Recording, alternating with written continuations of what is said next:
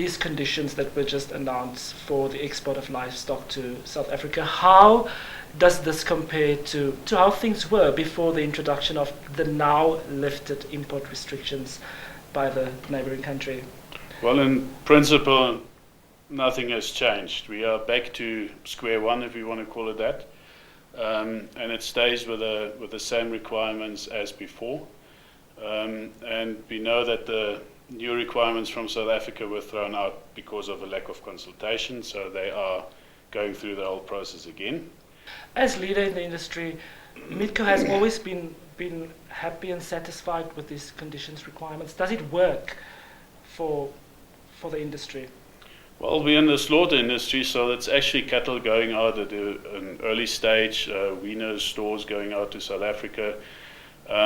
But I think important from this is that there's a lesson to learn from this sudden closure, and basically by printing an A4 paper, our borders were closed for export, and relying solely on that export channel is obviously quite risky. Do you think this is the end to South Africa trying to, stricten the requirements? Are we going to hear from them again in this regard? What do you think is going to happen now? If I read the whole fight going on between the South African Feedlot Association and the RPO and other role players in South Africa, it's not over.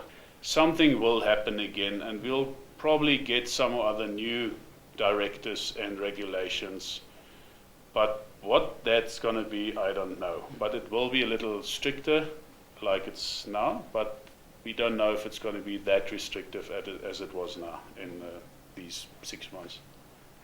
So basically, livestock exports to South Africa will remain the way they were before the neighboring country attempted to implement new restrictions. For how long Namibia will continue to enjoy this trade without any interruptions, only time will tell. For the News on One, I am Francios Olivier.